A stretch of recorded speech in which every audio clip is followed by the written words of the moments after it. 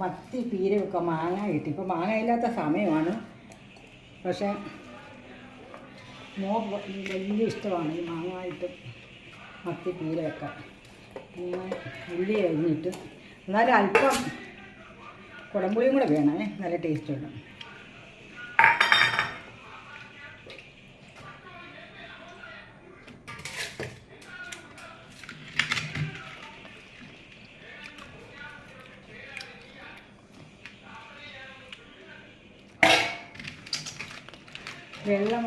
വെളുത്ത് ഇരിക്കുന്ന കറിയൊക്കെ നന്നായിട്ട് ഇഷ്ടമാണ്.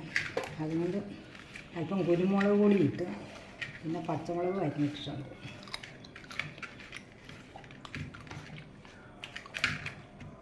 അല്പം മുളക്